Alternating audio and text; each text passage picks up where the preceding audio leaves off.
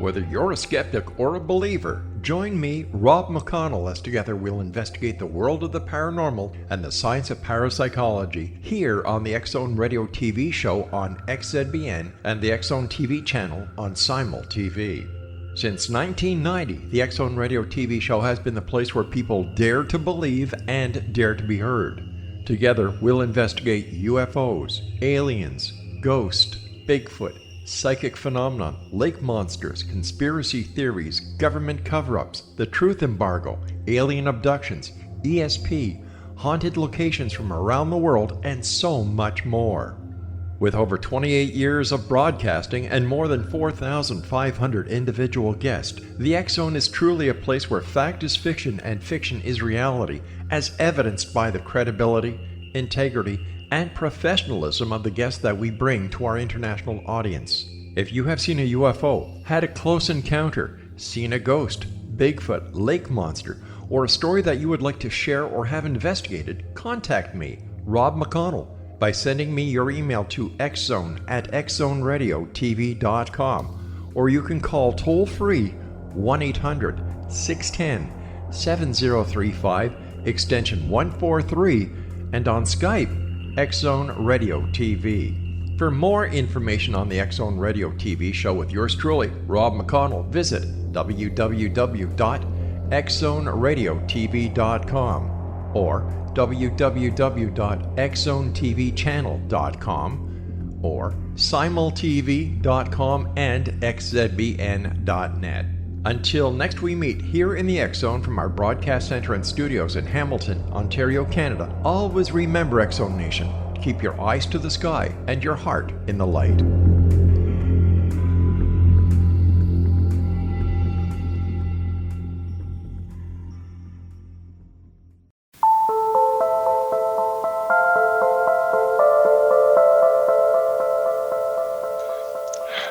Good evening, everyone, and welcome back to Paranormal Stakeout. I'm Larry Lawson, your host and guide on our continuing journey into the unknown. And as always, I'm coming to you from the headquarters of the X-Zone Radio and Television Broadcast Network in Hamilton, Ontario, Canada. And I'm speaking to you from the studios of the Southern Command Post of the X-Zone Nation in beautiful Vero Beach and Fellsmere, Florida. And it's great to be back with everyone tonight. I hope all is well in the world out there with you. And I want to introduce my guest tonight, Miss McKenna Essman. McKenna's passion for the past has taken her to various locations throughout the United States with historical significance. From a very young age, she walked battlefields with her father, trying to connect with those that came before them. This inspired McKenna to study for a degree in history, and she soon learned that items and places can hold tremendous energy and history she loves so much, and it truly makes it come alive. She experienced her first haunting at the age of 12 and made it her goal to not only preserve a bygone era, but to communicate with it also. She joined the paranormal group ORBS in 2017 and has been active with investigations, cleansings, and blessings, as well as group lectures. McKenna, welcome to Paranormal Stakeout. Hi, Larry. Really, really glad to have you on tonight. And in our earlier conversations, you're a student at Heidelberg College, I understand, correct? I am. Fantastic institution in the great state of Ohio. Why don't you tell us a little bit about yourself, your background, and how you got to where you're at today? Yeah, so I'm originally from Findlay, Ohio. And of course, my love for history, of course, made me want to pursue a degree in history. And so that way I would be able to teach it. So I went to Heidelberg, and I'm in my last semester of my undergraduate work. And I've always been interested in the paranormal. I watched the ghost shows as a child, of course, visiting the historical locations. You know, you're always dealing with the ghost stories and the lore of the towns, and I was really fascinated by that. But it wasn't until I actually went to Gettysburg, one of my very first times there, and I experienced some kind of paranormal activity all by myself, and that's when I really became a believer. And that's really what fueled me to want to become a part of a team. And so I had to wait, of course, quite a few years. I'm about 10 years old, visiting Gettysburg, having this experience. And it wasn't until 2017 that I stumbled upon ORBS, and they've really done me well. So Well, backing up just a little bit here, your your your love for history, where did that come from? Well, my grandfather was a professor of history, so he was constantly talking about Civil War battles, Revolutionary War battles. And then my dad, he collects antiques, Victorian era. So our entire house was basically like a museum, and you would walk into each room that had a different theme. So whether it would be a parlor, a dining room, a bedroom, and all these rooms he had decorated as if you were stepping back in time into the Victorian period. So from a very young age, I really gained the appreciation for history and for the love of it. Yeah, well, if there's one thing that I've constantly preached about is if you're going to be involved in work, paranormal work, you've got to love and embrace history because without it, why bother? So I Right, think that, and that's one of the amazing things about being a ghost hunter. You know, it's not the thrill part of it by any means. You're actually going to historical locations and you're talking with people that came before you. You're actually connecting the pieces of the puzzle to stories that you've heard. well said, well said. Now, age what, 10, 12, you had your first experience at Gettysburg. Hmm. What a place to have that experience. Can you Oh yeah. tell us a little bit about it?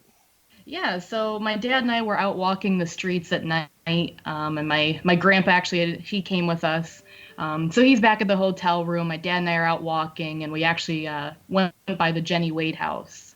Uh, And there's no tours going on at this time, and my dad and I are snooping around the building, and it just a very eerie feeling, just a very cold feeling. It's summer. We went in July, you know, so it's 90 degrees out, and both my dad and I had just chills all over us walking around this property. And then we actually happened to see the drapes in the parlor moving. And we went back the next day because my dad's like, oh, it's heating and it's air conditioning. And we went back to check it out, and there was actually no vent in that room to produce the drapes moving. So that just really intrigued me that something like that could happen. We also walked by the Farnsworth house, also known to be just a very negative spirit that lives there. And I just always had a very weird sense that something was lurking constantly.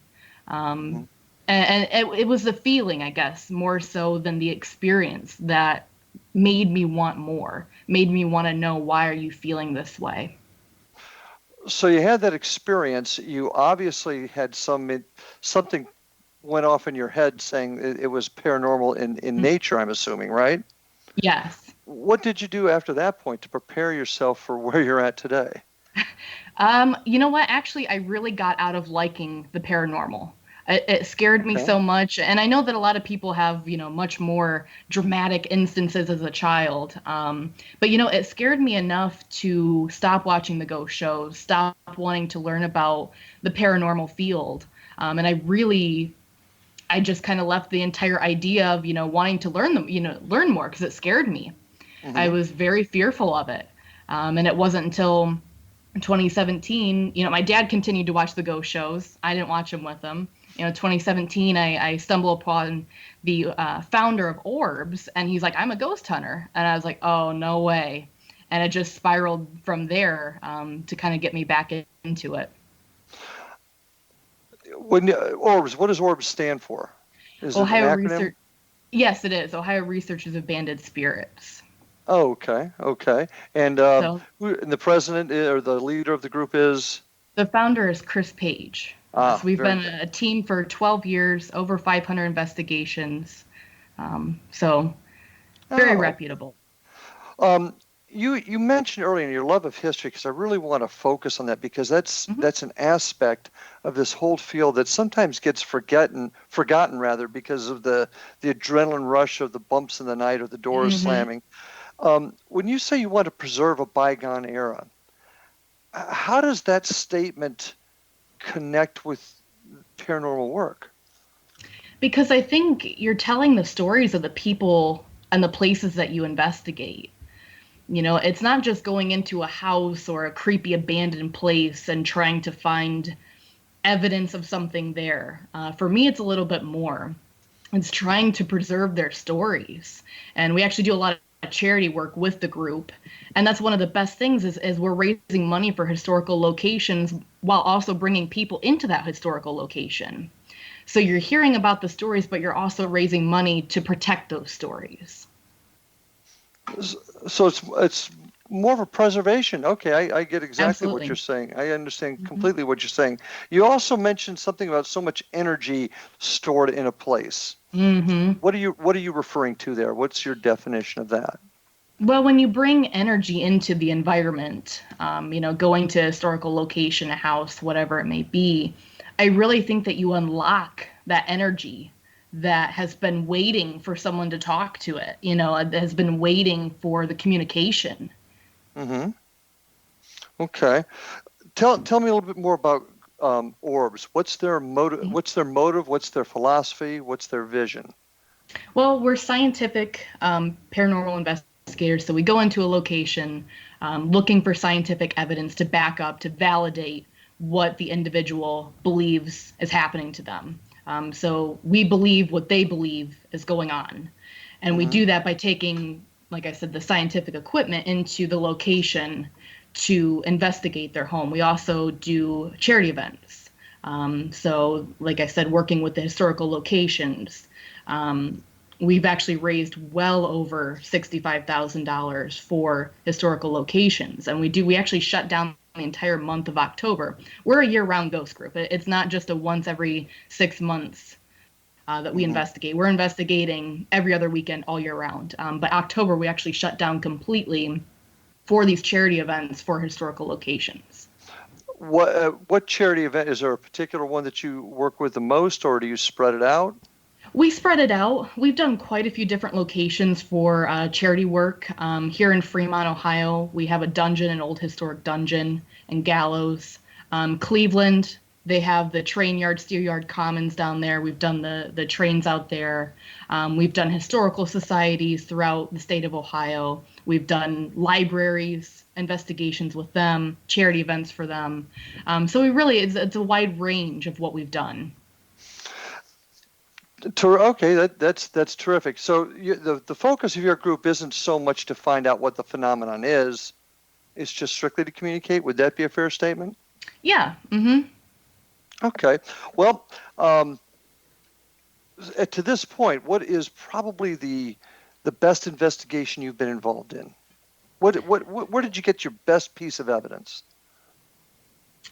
Probably the best investigation that I've had was a house. It was actually a duplex out in Cleveland, Ohio, and it was a murder-suicide case. And actually, the murder-suicide happened about 3 months before we actually investigated the location. So, I mean, it was really fresh, no pun intended.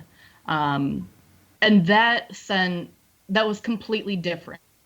So typically, I have the love for the historical locations. But, I don't expect to have the emotional sensation that I got with this investigation. You walked into the house where there was still basically evidence from the murder-suicide. And that was very difficult to investigate with.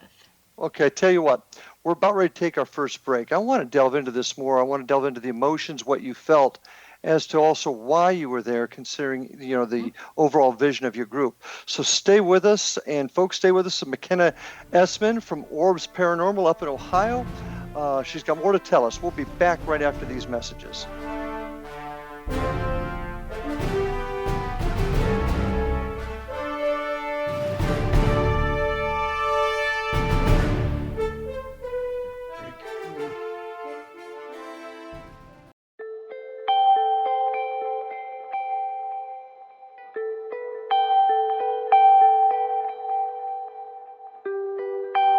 It's hard to listen to the news without realizing we're living in volatile, unprecedented times. Yet never has there been such an opportunity to transform the human condition. As old structures fail, where can we find the guidance to co-create a better way? Find Your Path Home is an ever-evolving, leading-edge information, education, and healing resource center designed to support and guide you on your path to unity and enlightenment. Based on sound principles employed by shaman worldwide, we provide techniques that can support you through the current transitions, offering online shamanic classes, international long-distance shamanic healing sessions, complimentary Mission Evolution radio episodes and Stairway to Heaven TV vignettes, seminars, retreats, and much more. All of this can be found on findyourpathhome.com. So I was watching the X Zone TV channel last night when I was abducted by aliens, and they kept repeating to me over and over again, simultv.com, simultv.com. What's simultv.com? That's what I asked them. They had it written on the side of their UFO. How do you spell that? UFO. No, I mean simultv.com. simultv.com. simultv.com. Right. simultv.com. Interesting that you were abducted by aliens in a simultv.com UFO last night. Oh, yeah? Yeah. Now that you mention it, I remember now last night I was awakened from a deep sleep. My great-grandmother was standing there. She said she'd come from the hereafter to tell me about simultv.com. She even spelled it out for me. simultv.com, sonny boy. simultv.com. simultv.com, sonny boy. Wow. Yeah. Guys, you'll never guess what my psychic guru just told me. simultv.com. Exactly. Are you guys psychic too? Of course. We all know about simultv.com. simultv.com.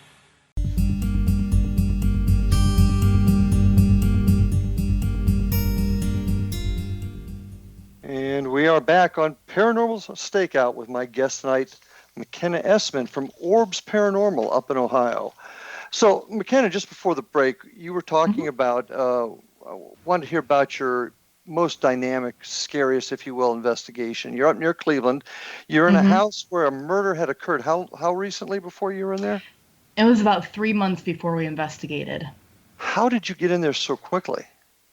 Well, the individual, the client that had contacted us, had said that she was experiencing, quite a few different things. Like I said, it's a duplex, so she lives on one half. The other individual and his daughter had lived in the other half.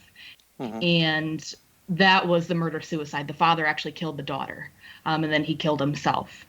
So she had experienced some things and had contacted us because she happened to see one of the episodes that Chris and Carlo had done on Haunted Case Files and thought it would be very interesting to have her house investigated.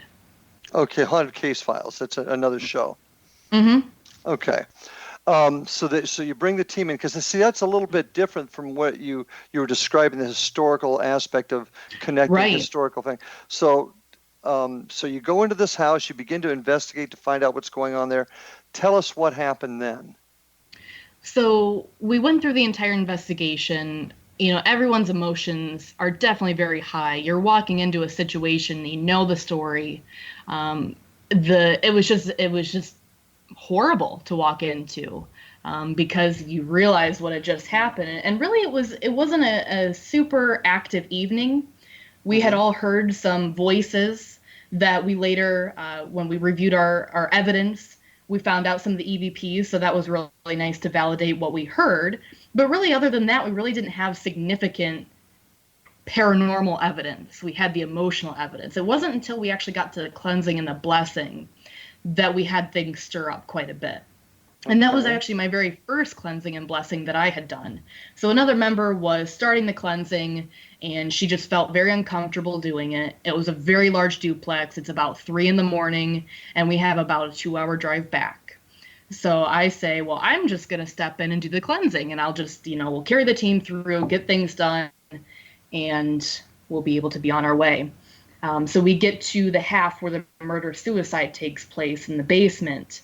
This home was probably about 70 degrees. It's November, December when we're investigating, so it's pretty warm in the house. It's cold outside. And I'm down there saying the prayer, and I can see my breath. And that's when, the chills again. You're getting the chills. You're getting the holy crap, what's going on? Because there's no reason for me to be seeing my breath hitting my prayer book. Okay. So then we're going throughout the entire cleansing and the blessing, and there were several members that had felt, the emotions of what had happened. We get to the upstairs, and the second floor is 3 floors, and the founder breaks down in the kitchen, and he just says, I can feel the emotions of the girl. It's such a interesting feeling to have emotions of someone else going through you. Because basically cleansing and the blessing, of course, is trying to get that spirit to move on. Mm-hmm. And a lot of times those spirits don't want to move on. Or maybe in her case, she wanted someone to feel what she was going through. And so he was attacked with that. We get to the third floor, and his mother, actually, the father, the daughter, and then it was his mother, was also living in the home. She passed away. And I felt like I could feel her in her bedroom. And we really didn't have stories of the mother. So there really wasn't a great reason for me to be having that experience. But once again, I had the emotions of what it would be like to just live in hell with this guy. And let me ask you a quick question. Are you a sensitive or psychic at all? No, I do not claim to be any of those. Okay. So that's another reason why it was so different for me, because I don't claim to be a psychic. I don't claim to be a medium. I don't claim to be sensitive to that. And I definitely didn't expect to feel that. That's what makes you really believe in the power of prayer, believe in the power of your investigation, and believe in the power of your work. Because it's almost like something takes over your body. And I'm not saying it's a possession. I'm not saying, anything like that. Nothing negative, nothing An emotion, evil, maybe an emotion. Would you agree? yes. Okay. Mm-hmm. And you're feeling these emotions as you're trying to say these prayers. And it's just, it's incredible, but it's also something that exhausts you. And it sounds like you had a heck of a night there. Definitely. Anything else happened during that period at all? Other than trying to finish up the cleansing and the blessing, like I said, we had members that still felt uncomfortable, even finishing the cleansing. Mm-hmm. Another individual who almost never has anything happening, pretty low-key guy going through the blessing, felt very dizzy, felt very nauseous. Just emotions that are hard to explain. How long had you been with ORBS when you were you found yourself in this situation? I have been with ORBS for about a year. What had you done to prepare yourself for this, to be able to conduct a cleansing? In this situation, I don't think there was anything that I could personally do to prepare myself. The one thing that I think I had already had was a grounding in my faith, a grounding in the understanding that, this group uses, the Christian blessing and cleansing and the Native American, I already knew that going into it. I already knew the prayer. And I was very strong with that feeling. I knew what was going to happen. I knew that it would work. So your group is based on Christian fundamental teachings. Would that be an accurate description? Yes. Okay.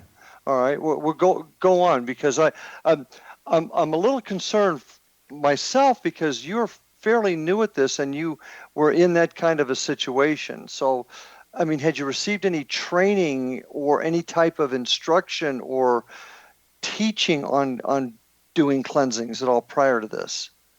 I had not, but I really don't think that you can get a training in that. Any monkey can go into a room and say a prayer, and go throughout a house. I think the part where you actually have to almost train yourself is to have that grounding in your faith, to have that grounding in yourself and your spiritual life.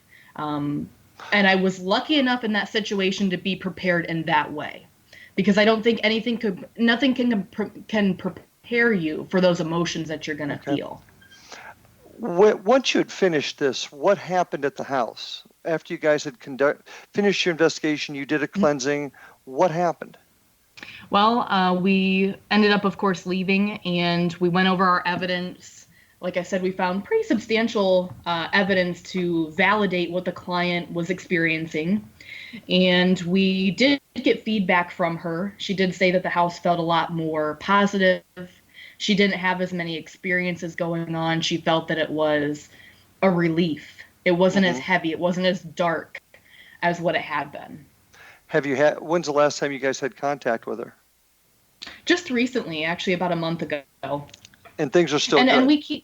And they are. And we keep constant contact, especially with individuals who maybe the cleansing, the blessing's a little bit more serious. We have some locations where it's a very friendly spirit, but the family's just tired of living with that spirit. This is little bit different. That was a little bit more of a darker feeling for her. And so that's one that we definitely wanted to check up and make sure that everything was still going smoothly, that, her house was okay. Because it's not a fun feeling, to live in the dark, the gloom. Well, it's not. And one of my concerns is, and we'll chat about this in just a little bit, but training and standards and structure among groups. And I'm sure you guys did a great job. I have no doubt of that. But here you go. You've gone into somebody's home. A tragedy had occurred in that same building. You had done a cleansing, had not done one before, had never, even if you had prepared yourself. I guess another issue that worries me is you've gone into somebody's house and said, okay, we're going to fix it. How do you know you really fixed it? And how do you know that what you've done is going to be permanent or maybe not make it worse later? And that's where I think we're training and experience comes into play. That's what I get worried about, because I've seen a lot of teams that have gone in and made promises. And once again, I'm certainly not suggesting that's you at all, but they've gone and they made a promise, and either because they were trying to be something they weren't, or they really didn't know any better, maybe made things worse. Right. Am I making sense there? Absolutely. And in that sense, I don't think that there is any guarantee. I don't think that the team necessarily goes into a home and says, I promise I will get rid of what is bothering you. But I do think that we are able to give them a pretty definitive answer that we will be able to take care of it because of what we've gone through. And the individuals that are on the cleansing and the blessing team already kind of have that personal training. Like I said, it's not like you can take a class on it. It's not like you can. Well, but priests go to seminary to. That's learn. True. But we have also had cleansings where they have said that a priest has come in and that nothing was fixed. Okay. And then we come in and it is fixed. So I think it plays a lot on the energy too. In this case, the client was very negative beforehand. She was more of the, I want to come on the cleansing and the blessing because I'm tired of, this guy bothering the other half of the house. I'm tired of him and his presence. So, that kind of energy, that negative energy really plays a part in it. But when you go into a room, we're unbiased. I'm not experiencing the haunting that she is or whatever experiences she's having. Well, I got to put you on hold there for just a second, McKenna, because we're coming up on our next break. But I want to continue this conversation at the side. So, folks, stay with us. We'll be back with McKenna Essman in just a couple minutes. Stand by.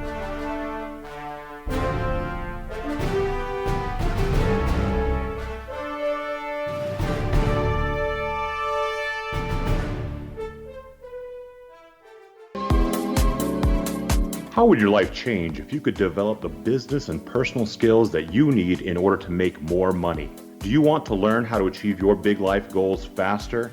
Then go to findhiddenmoney.com and get the Goal for It online course. The course teaches you how you can set and achieve your biggest goals while completely overcoming the roadblocks to your goals so that you can realize your dreams and imagine more success. Go to findhiddenmoney.com. Memorable dynamic presentations are a not-so-secret weapon in the business world. Do you have a powerful message that must be shared, but you haven't found a way to deliver that message? Do you want to be known as a top public speaker who gets amazing results? Are you ready to create and deliver your powerful message? Thomas Hides can help you create and deliver your speech to get the results you desire. Visit iconquality.com. Did you expect your business to flourish, but instead it plateaued or didn't get off the ground yet? Would you like to achieve massive goals and discover new sources of income within your business? When you're ready to experience that type of success with fast results, Cindy Hendricks is the business coach for you. Her work with entrepreneurs and business owners has been life-changing. To get you and your business where you want to be, go to imaginemoresuccess.com. Has the fear of public speaking stalled your business or personal life? What would you give to develop and maintain supreme confidence? Have an invaluable private program to always perform at your best. Imagine how you would feel. You can have all that and so much more today with Thomas Hyde's life-changing course called Number One Fear Unleashed. Visit numberonefear.com and be liberated from your fear of public speaking.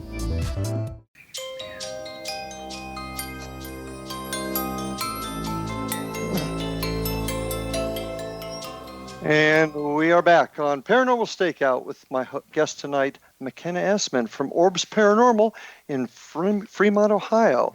McKenna, interesting discussion, and far be it from me to I don't Monday morning quarterback anyone, but I do get concerned because of instances I've seen where people, either through negligence or just not being able to do what they said, has created more problems, and that's really why I'm hitting on this. And do you say that there's no way to actually train for it? Mm-hmm. Do any of your group have training in mental health, the mental health field at all? In other words, before you go into a house and discuss what's going on, do you do any kind of pre-investigation interview, trying to find out what's going on with a client, maybe getting a feel for them? Absolutely. And we go through a pretty extensive interview process with the client, because there can be cases where the individual, whatever they're experiencing, is related to mental health. Mm-hmm. And we have had cases where you can investigate because we've pretty much solved their problem through the interview. But there are other cases that, we go through the whole process, we get the whole story, we get the whole idea. And like I said, it's a pretty extensive, because, we're taking time out of our lives, all of our members, people are spending an entire night, roughly 8 hours, depending on where we're traveling, could be more, could be less. That's a lot to ask. And if we aren't 110% sure that location is really experiencing something, then it's really not worth it for us to go, right? Agreed. And also you have a responsibility to the client too, to make sure that things don't get worse for them, or they get a false feeling of security. Right. Now we do, if a client, if we sense that the case could be demonic, we actually do work with a priest out of Michigan. His name is G.P. Haggard, and he has worked on demonic cases that we have had. So if we get through the interview and we as a group don't feel that we can handle that alone, then we do call in spiritual help. Now, is he a Catholic priest? He is. Okay.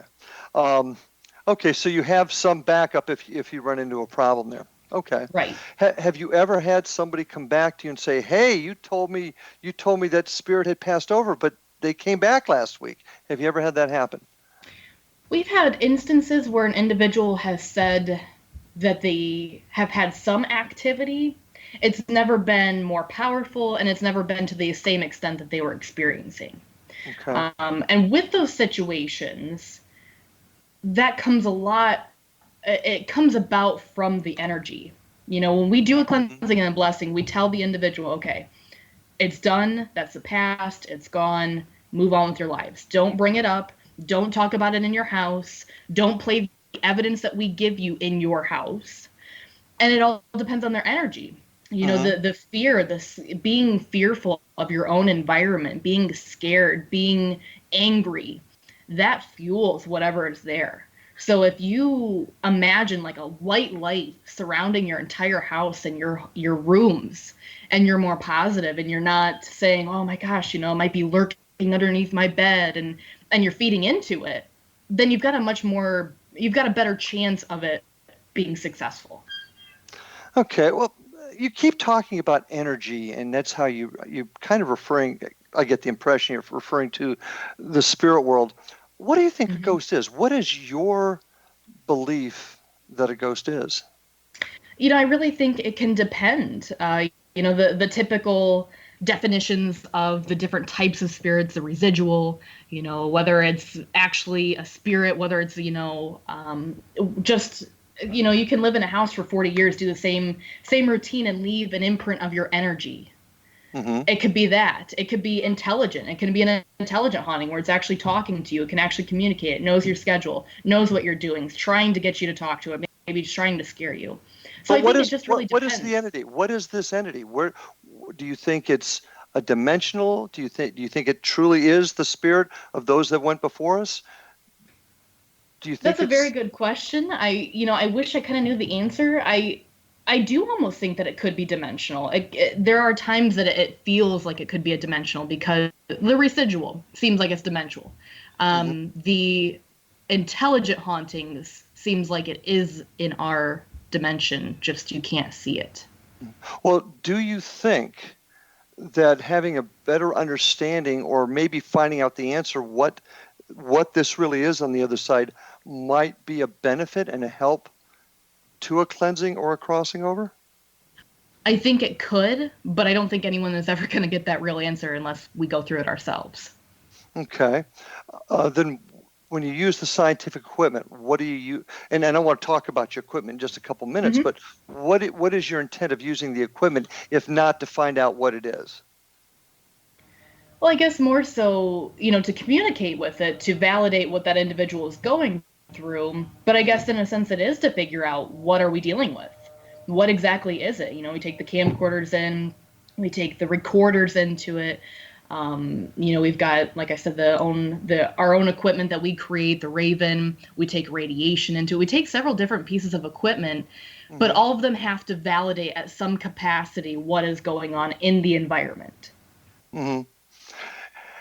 And what I'm seeing from your group is you're not so much interested in what it is as much as you are in identifying it, and identifying who it was and moving it out. If I got that correct? I agree with that because I think that when we're called to a location, in that client's mind, they're already aware of basically what it is.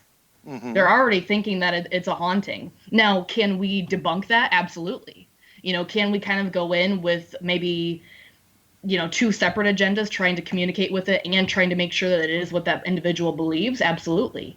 Mm-hmm. But, we're definitely there to figure out the story, to figure out why it's there, what's going on. Have you ever had a spirit lie to you? Oh, absolutely. And that's very easy. That's very simply done with male and female voices. Mm-hmm.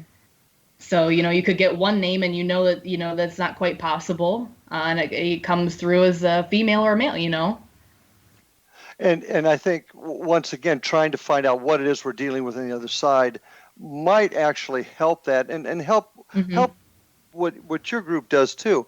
What are your thoughts on standardization in the field? In other words, everybody has a different style. I have a different style of interviewing than you do, a different way of expressing myself to a person than you do. But and I'm looking at this mostly from my professional law enforcement background. If we investigate a homicide down here in Vero Beach, Florida, there's going to be some differences in the law. There's going to be some different techniques, maybe some local things that are a little different, but essentially it'll be investigated the same way up in Tacoma, Washington.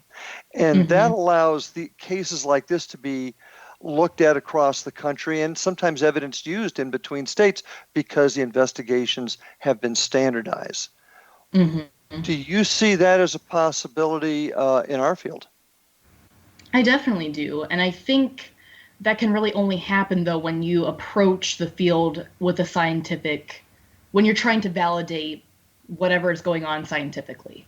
Mm-hmm. Because I can't validate, if we were to have a psychic in the group, I can't validate what that person is seeing or even feeling.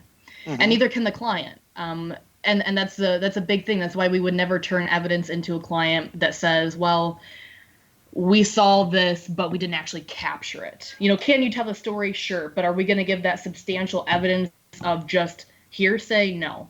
And that's why I think it is really important, if you do the standardization, to have that scientific equipment, because I can show them, here's what's going on, here's how this piece of equipment works, and here's why it works. Well, when you collect evidence, say you got an EVP, what do you do with that EVP after the investigation?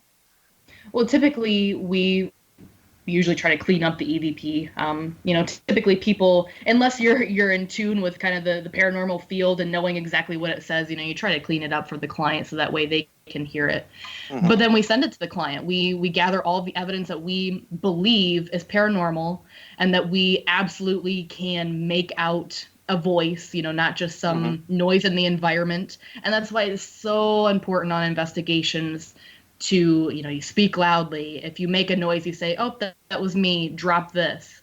Because you never want to cut that as an EVP and then send that to someone. But, the evidence that we give to them is definitely very substantial. What do you do with it in your files? Do you keep it? Oh, yeah, absolutely. And then I refer back to it. If there's someone that says, oh, hey, did you have a case like this? Or maybe how did I handle a situation? Okay. And then, of course, just the interesting cases that you go through and what you captured. Sometimes it's unbelievable what you're able to capture through EVPs later that you discover that you didn't even hear while you were there. And are those, so you do share your EVPs with another group that say, hey, I was at this location that I found out you were at a year ago and I got this. Did you get something similar? Do you guys then share that, or do you share your information with them? We really don't. As far as the other paranormal groups, we really don't share information. We really don't work necessarily with them, and that's more for reputation purposes. Not that we don't believe that there are other paranormal groups out there that we would work very well with, but it takes a lifetime to build a reputation and 10 seconds to destroy it. So we need to, so giving to sharing the information, it would really depend on the situation. But would you, especially if it's somebody that you can cooperate to be that evidence with? If we could cooperate with them, I think we could, yes. Okay. Well, we're about ready to take our last break here in just a couple seconds. So stay with us on Paranormal Stakeout with my guest tonight, McKenna Essman, and we'll be back right after this message.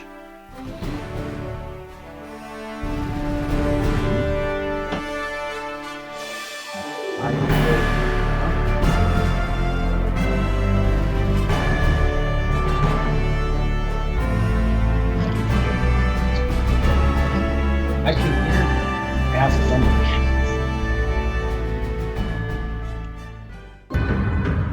If you are looking for a safe, zero-calorie natural option to the harmful artificial sweeteners on the market today, Just Like Sugar is what you're looking for. Just Like Sugar is a wonderful natural alternative for those health-conscious people who choose a calorie-restricted diet with a great, pure, sweet flavor that tastes just like sugar. Just Like Sugar is a great natural option for people suffering from diabetes and may be useful in restricted diet programs where standard sugars are not allowed and does not cause a laxative effect of some other sweeteners.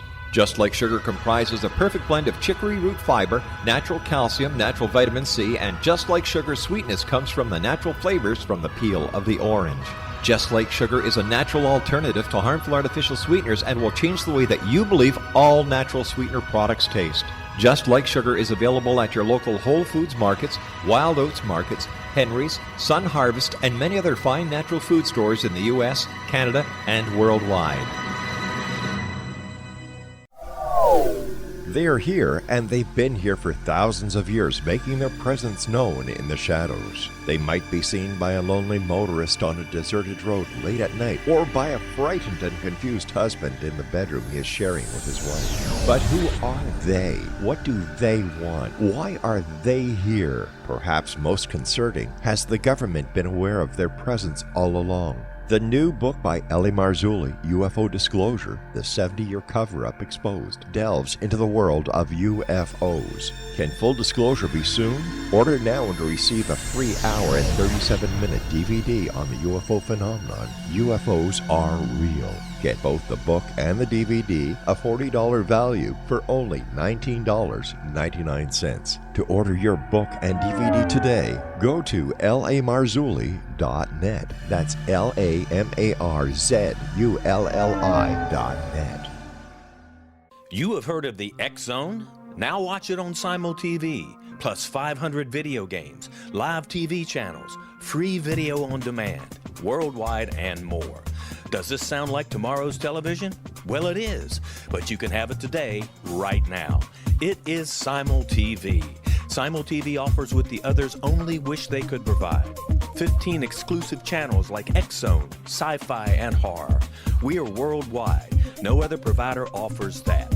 500 built-in video games. No need to have an extra expensive system. We have them included. Free video on demand. Live streaming events from around the world. Interactive online network, and much more. Tomorrow's TV today. Simul TV. Sound too good to be true? Well, it's not. You can have Simul TV today. Sign up at simultv.com. Do it today.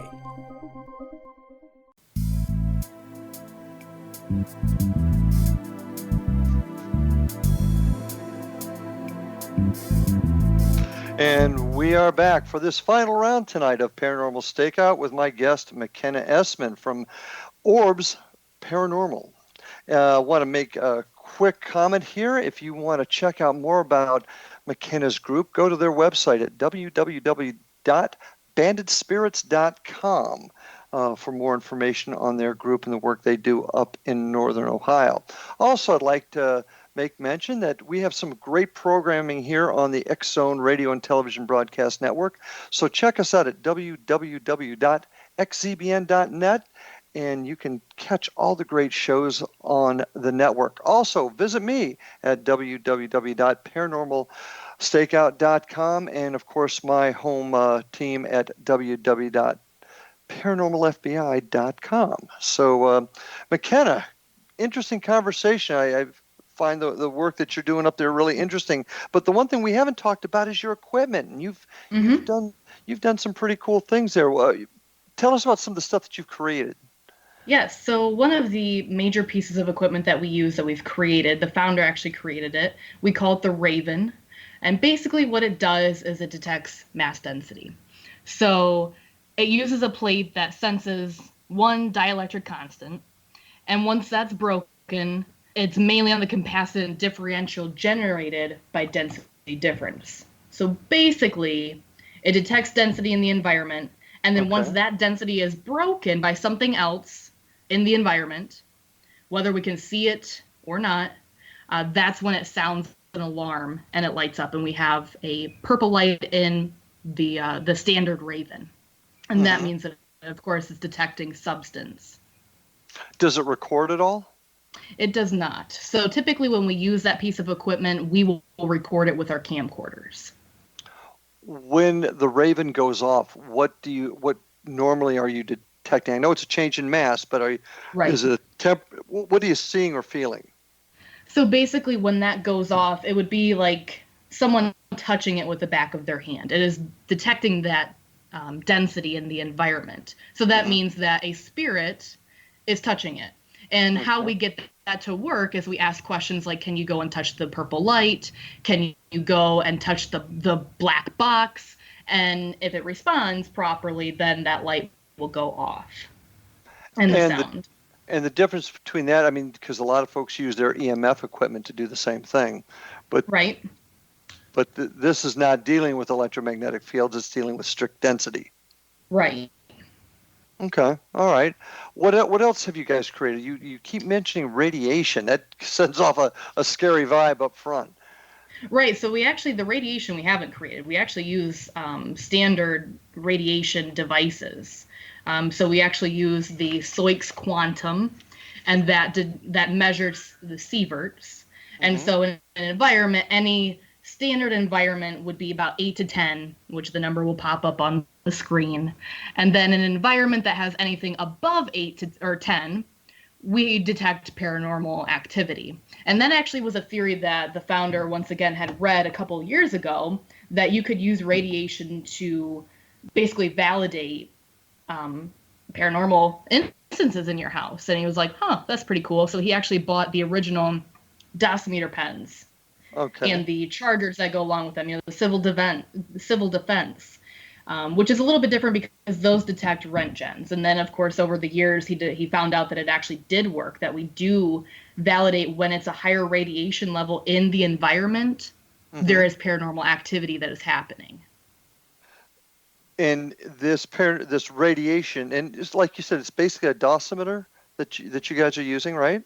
So we use dosimeter pens, but then the Soix Quantum measures sievert, so it's a little bit different. Okay. But yes, it's just pretty much electronically versus the original. But we have great results with both of them. Okay, but is the theory suggesting that spirits somehow radiate radiation? Yeah. Yes. That they're giving off. Interesting. I want to look that up because I've not heard that before. What's the best evidence you've gotten with that so far? We've actually had a couple of locations that have had recently, actually, up to 30 on the Soix Quantum, again, measuring the sieverts. And that, that really sparks an alarm because, like I said, anything above 10, you can possibly see paranormal activity. We hit 20, you're absolutely going to be hearing sounds. You might be seeing shadows. You might be having your own, the raven going off, other pieces of equipment that is going off. And so the investigation that we had the 30 going off, we actually had floodlights going on and off, which was pretty wicked, to experience. Okay. How do you compare those pieces of equipment with the standard EMF detectors? And the reason I'm asking this is the one thing that I've found myself frustrated with, there has not been growth or forward movement in our field to any real extent with new ways to measure paranormal activity. I mean, some of the packages are a little bit different, maybe a little more high tech, but essentially we're using the same equipment we did 15, 20 years ago. Right. So how do these new pieces of equipment compare to the standard old EMF detectors or ghost boxes, spirit boxes, that type of thing? I think, especially with the Raven, the interesting thing about it's a very simple piece of equipment. And, it detects that energy, that density hitting it. It's detecting something touching it. And I think that is one of the most simple pieces of equipment. And in my case, the only pieces of equipment that I actually really like to use just full time. I could just have a Raven and my recorder and I would be good to go because you get great evidence by just asking, can you touch the purple light? And purple represents fear, sadness, loneliness. So, you're already bringing the emotion into it as well. We actually have a theory. It's actually not my theory. I read about it in a book called The Journey of Souls by Dr. Michael Newton. And he has this theory about souls that when you pass over or when you die, your soul actually can see lights differently. So you associate colors in a different way. So you might associate blue with your father. You might associate pink with your mother.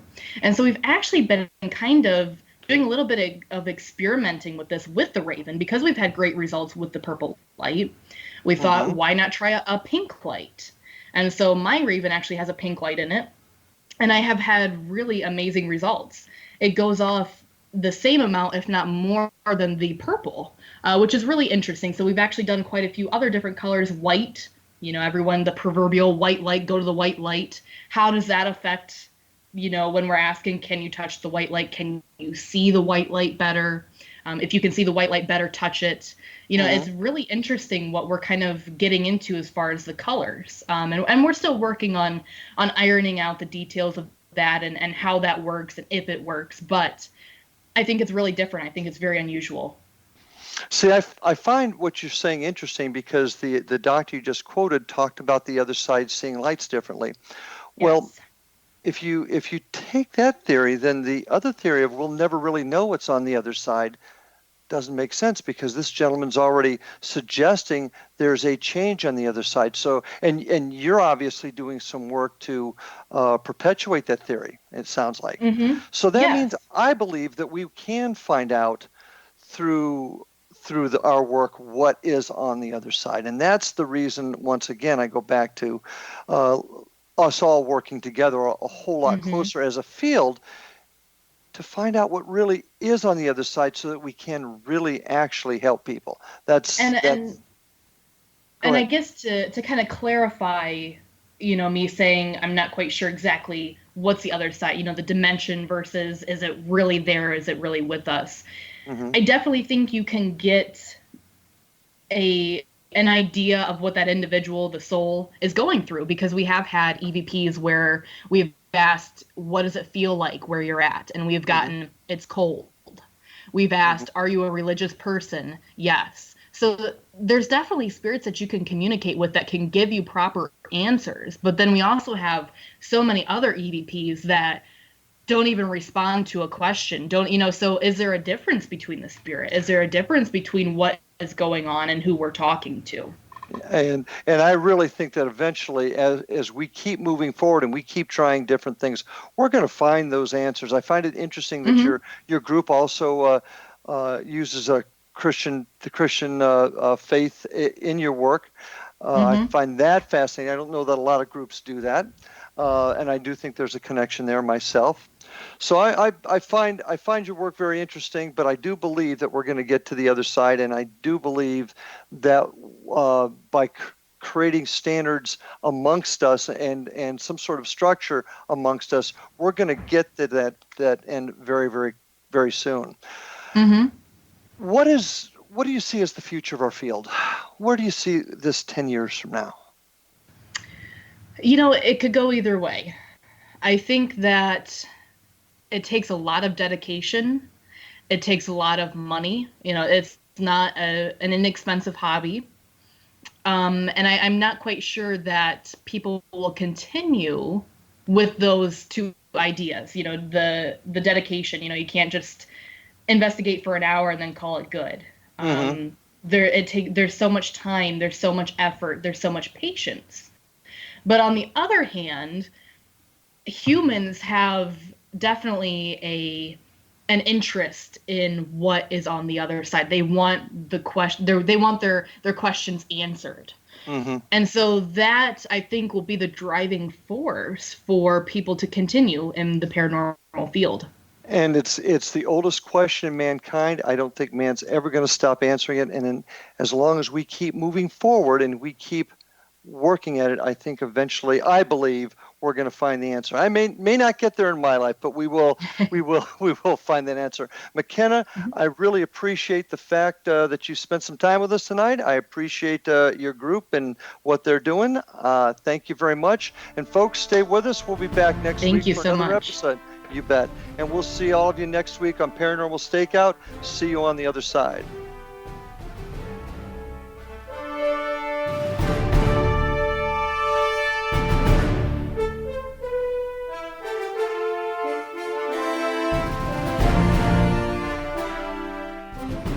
Little children aren't the only ones afraid of the dark. Millions of soldiers return from war zones with PTSD, anger, frustration, fear, and loneliness, much of which surfaces during the darkness of the night.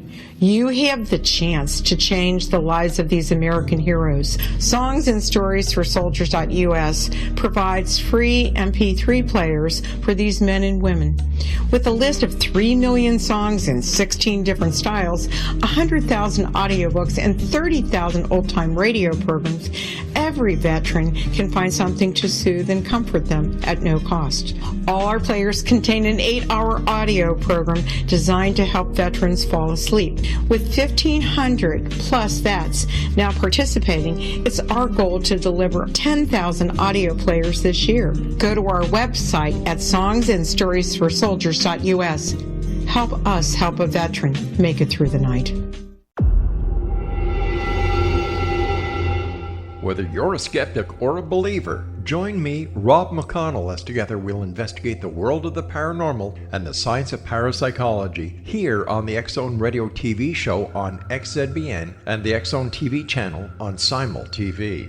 Since 1990, the X-Zone Radio TV show has been the place where people dare to believe and dare to be heard.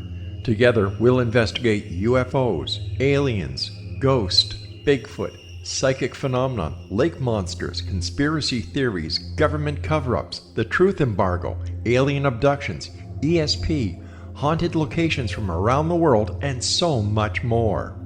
With over 28 years of broadcasting and more than 4,500 individual guests, the X-Zone is truly a place where fact is fiction and fiction is reality, as evidenced by the credibility, integrity, and professionalism of the guests that we bring to our international audience. If you have seen a UFO, had a close encounter, seen a ghost, Bigfoot, lake monster, or a story that you would like to share or have investigated, contact me, Rob McConnell, by sending me your email to xzone@xzoneradiotv.com or you can call toll-free 1-800-610-7035, extension 143, and on Skype, X Zone Radio TV. For more information on the X Zone Radio TV show with yours truly, Rob McConnell, visit www.xzoneradiotv.com or www.xzonetvchannel.com or simultv.com and xzbn.net. Until next we meet here in the X Zone from our broadcast center and studios in Hamilton, Ontario, Canada, always remember, X Zone Nation, keep your eyes to the sky and your heart in the light.